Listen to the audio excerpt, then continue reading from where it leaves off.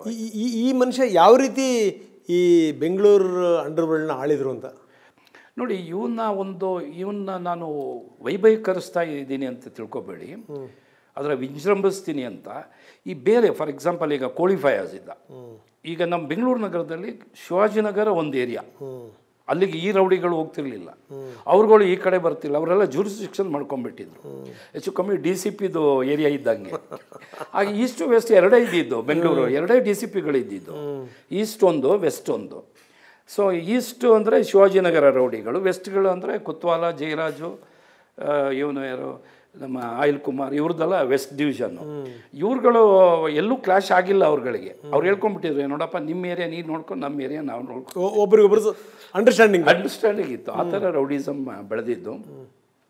So ಇವನು ಬಂದಮೇಲೆ gun ಸಂಸ್ಕೃತಿ ಮುಂದಕ್ಕೆ ಅಲ್ಲ ಹೆಂಗೆ ಅಂತಂದರೆ ಇವರೇನೋ ಈ ಹೋಟೆಲ್ ಇಟ್ಟಿದ್ರು.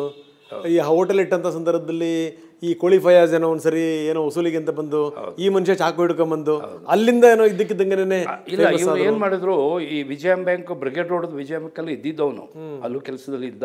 ಅದ್ರ ಆಪೋಸಿಟ್ ಅಲ್ಲಿ ಉಮರ್ ಖಯಾಮ್ ಅಂತ ಹೇಳಿ ಒಂದು ಹೋಟೆಲ್ ಇವ್ರದೇ ಅಲ್ಲಲ್ಲ, ಆ ಹೋಟೆಲ್ಲು ಲಾಸ್ಗೆ ಹೋಗ್ಬಿಡ್ತು.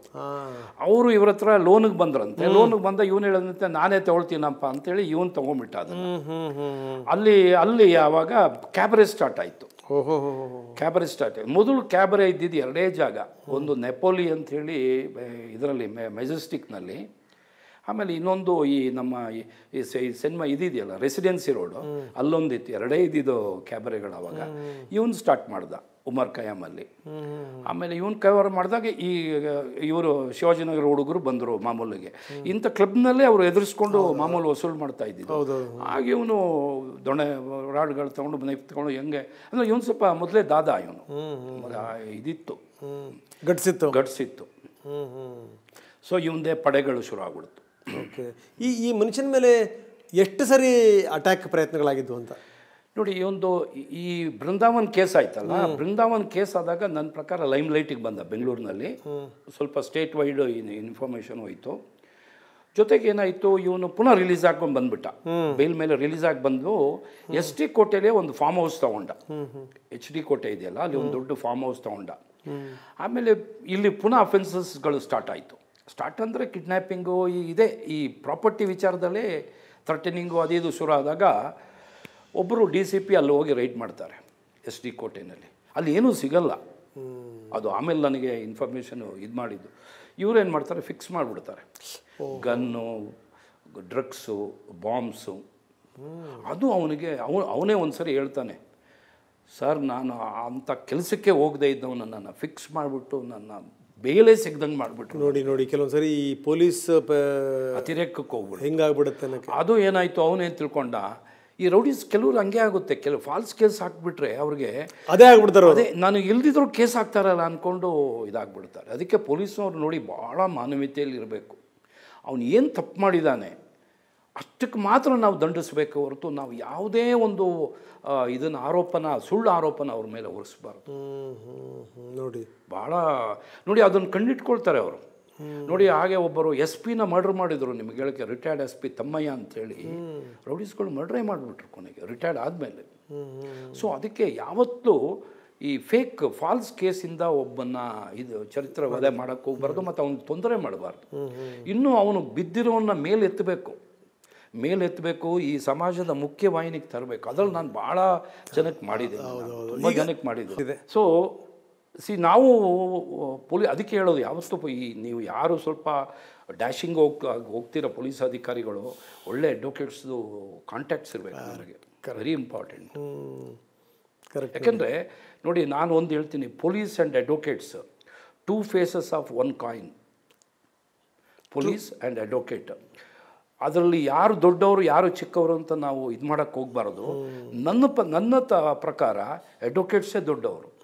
ಯಾಕೆಂದರೆ ನಾವು ಪೊಲೀಸ್ ಅಧಿಕಾರಿಗಳು ಏನಾದ್ರು ಒಂದು ತೊಂದರೆಯಲ್ಲಿ ಅನುಭವಿಸಿದಾಗ ಕಾಪಾಡೋದೇ ಅಡ್ವೊಕೇಟ್ಸು. ಮತ್ತೆ ನಮಗೆ ರಿಟೈರ್ಡ್ ಲೈಫ್ ಇದೆ, ಅವರು ರಿಟೈರ್ಡ್ ಲೈಫ್ ಇಲ್ಲ. ಅವ್ರು ಎಲ್ಲಿವರೆಗೆ ಜ್ಞಾಪಕ ಶಕ್ತಿ ಇದೆ ಅಲ್ಲಿವರೆಗೂ ಅವ್ರು ಅಡ್ವೊಕೇಟ್. ನೋಡಿ, ಈಗ ಎಕ್ಸಾಂಪಲ್ CV ನಾಗೇಶ್, ಹೌದು, ಎಷ್ಟು ಆಘಾತಗಳಾದರೂ ಮತ್ತೆ ಎದ್ದು ಬಂದವರು ಮಂಡಿಸೋದ ರೀತಿ ಇದೆಯಲ್ಲ ಅದ್ಭುತ. CV Nagesh, Lav Kumar batchmates, sub inspectors, ಒಂದೇ ಬ್ಯಾಚು. ಗೊತ್ತಿಲ್ಲ ನಿಮಗೆ? ಲವ್ ಕುಮಾರು ಸಿ ವಿ ನಾಗೇಶು ಒಂದೇ ಬ್ಯಾಚಲ್ಲಿ ಟ್ರೈನ್ ಆಗಿ ಅವ್ರು 6 ತಿಂಗಳು ಟ್ರೈನಿಂಗ್ ಆಗಿದೆ. ಆಮೇಲೆ ಅಷ್ಟೊತ್ತಿಗೆ ಲಾ ಮಾಡಿಬಿಟ್ಟಿದ್ರು. ಅವ್ರು ಹೇಳಿದ್ರು ಇಲ್ಲಿ ಬೆಳಗ್ಗೆ ಇಷ್ಟು ಗಂಟೆಗೆ ಎದ್ದು ಓಡಬೇಕು, ಅಲ್ಲಿ ಆರ್ಬೇಕು, ನನ್ನ ಕೈಲಿ ಆಗಲ್ಲಪ್ಪ ಅಂತ ಬಿಟ್ಟು ಬಂದು ಲಾಯರ್ ಆದಮೇಲೆ, ಫೇಮಸ್ ಆದಮೇಲೆ ನಾವುಗಳು ಅವ್ರ ಹತ್ರ ಹೋಗ್ತಾ ಇದ್ವಿ. ಈಗ ರಶೀದ್ ಕೇಸ್ನಲ್ಲಿ ನಾವುಗಳೆಲ್ಲ ಅವ್ರ ಹತ್ರ ಹೋಗ್ತಾ ಇದ್ವಿ. ಸೊ ಲಾಯರ್ ಅಂದ್ರೆ ನಾವು ಭಾಳ ರೆಸ್ಪೆಕ್ಟ್ ಕೊಡೋದು. ಅದಕ್ಕೇನು ಅಂತಂದರೆ ಈ ಪೊಲೀಸರಿಗಿಂತ ಒಂದು ಕೈ ಮೇಲಿನ ಲಾಯರ್ ಯಾವಾಗಲೂ ಅಂತ. ನೀವು ಒಂದು ಎಕ್ಸಾಂಪಲ್ ಹೇಳ್ತೀನಿ, ನೀವು ನಂಬಲ್ಲ. ಒಂದು ಸರಿ 2 ಪೊಲೀಸ್ ಇವ್ರಿಗೆ ಭಾಳ ದೊಡ್ಡ ಕ್ಲಾಶ್ ಆಗಿಬಿಡ್ತು. ಅದೇನೋ ಒಬ್ಬ ಲಾಯರು ಮೋಟರ್ ಸೈಕಲ್ ಬಂದಾಗ ಸಬ್ ಇನ್ಸ್ಪೆಕ್ಟರ್ ಹೊಡೆದ್ಬಿಟ್ರು. ಇಡೀ ಬೆಂಗಳೂರು ಲಾಯರ್ಗಳು KR ಸರ್ಕಲ್ನ ಇದು ಮಾಡಿಬಿಟ್ರು, ಗೆರವ್ ಮಾಡಿ ಇಡೀ ದಿವಸ. ಆಗ ಕಿಶೋರ್ ಚಂದ್ರ ಅವರು ಅಡಿಷನಲ್ ಕಮಿಷನರ್. ಸರ್ ಇದು ಕೇಳಿ, ಒಂದು ನಿಮಿಷ ಹೇಳ್ಬಿಡ್ತೀನಿ. ಆಮೇಲೆ ಏನಾಯ್ತು, ಎಲ್ಲ ಆಗಿ ಇಡೀ ದಿವಸ ಇಡೀ ಬೆಂಗಳೂರು ಟ್ರಾಫಿಕ್ ಇದಾಗ್ಬಿಡ್ತು. ಲಾಯರ್ಗಳು, ಸಾವಿರಾರು ಲಾಯರ್ಗಳು. ಕೊನೆಗೆಲ್ಲ ಕ್ಲೋಸ್ ಆಗಿ ಅದನ್ನು ಒಂದು ಇದಕ್ಕೆ ಬಂದು ಇದು ಮಾಡಿದ್ಮೇಲೆ ಒಂದು 20 ಲಾಯರ್ಗಳನ್ನ ಮತ್ತು ಒಂದು 20 ಪೊಲೀಸ್ ಆಫೀಸರ್ಸ್ನ ಒಂದು ಮೀಟಿಂಗ್ ಇಟ್ಟರು ಕಮಿಷನರು. ಆವಾಗೇನಾಯಿತು, ಎಲ್ಲರೂ ನಾವು ಮೈಕ್ ಕೊಟ್ಟು ನಾವೆಲ್ಲ ಆಗ ನಾನು ಹೇಳಿದೆ, police and advocates are 2 faces of one coin sir. ಅಡ್ವೊಕೇಟ್ಸೇ ನಾವು ರೆಸ್ಪೆಕ್ಟ್ ಕೊಡಬೇಕು. ನಾವು ತೊಂದರೆಯಲ್ಲಿ ಇದ್ದಾಗ ಅವ್ರು ಒಬ್ಬ ಇನ್ಸ್ಪೆಕ್ಟರ್ ಏನು ಮಾಡಿದೆ, ಹೊರಗಡೆ ಬಂದಮೇಲೆ ನನಗೆ ನನ್ನ ಜೂನಿಯರ್ ಅವನು, ಸರ್ ಅಶೋಕ್ ಕುಮಾರ್ ಸರ್ ನಿಮ್ಮ ಬಗ್ಗೆ ನನಗೆ ಭಾಳ ಗೌರವ ಇತ್ತು ಸರ್, ಇವತ್ತು ಈ ಸಭೆಯಲ್ಲಿ ನಾನು ಮರ್ಯಾದೆ ತೆಗೆದುಬಿಟ್ರಿ ಪೊಲೀಸ್ದು. ಅದು ಹೆಂಗೆ ಸರ್ ಲಾಯರ್ಗಳು ದೊಡ್ಡವರು, ನಾವು FIR ಹಾಕಿದ ಮೇಲೆ ಅವ್ರಿಗೆ ಕೆಲಸ ಸಿಗೋದು ಸರ್ ಅಂದ. ಮಗನೇ ನಿಂಗೆ ಗೊತ್ತಿಲ್ಲ, ಸ್ವಲ್ಪ ದಿವಸ ತಡಿ ಗೊತ್ತಾಗುತ್ತೆ ಅಂತ ಹೇಳಿದೆ. ನಿಮಗೆ ಹೇಳೋಕ್ಕೆ ರಂಗನಾಥ್, 1 ತಿಂಗಳಲ್ಲಿ ಆ ಇನ್ಸ್ಪೆಕ್ಟ್ರು ಹೆಂಡ್ತಿಗೆ ಹೊಡೆದು ಕ್ರೂರವಾಗಿ ಡೌರಿ ಕೇಸ್ನಲ್ಲಿ he was arrested and sent to jail. ಇದೇ ಇನ್ಸ್ಪೆಕ್ಟ್ರು ಅವ್ರಿಗೆ ಗೆಲೆಂಟ್ರಿ ಮೆಡಲ್ ಬಂದಿದೆ, still is in service. He assaulted his wife for dowry. She booked a case. He was arrested and he was in jail for 1 month. ಕೊನೆಗೆ ಲಾಯರೇ ಬಿಡಿಸಿ suspend ಆಗಿ commission office ಸಿಕ್ಕಿದ್ದ. ನಾನು ಬಂದು ನನಗೆ ಕಾಲು ಹಿಡ್ಬಿಟ್ಟು ಹೇಳ್ದೆ, ಸರ್ ನೀವು ಹೇಳಿದ ನಿಜ ಸರ್. ನೋಡಿ ಇದು ಎಷ್ಟು ಜನ ಅರ್ಥ ಮಾಡ್ಕೋಬೇಕಲ್ಲ ರಂಗ. ಕರೆಕ್ಟ್.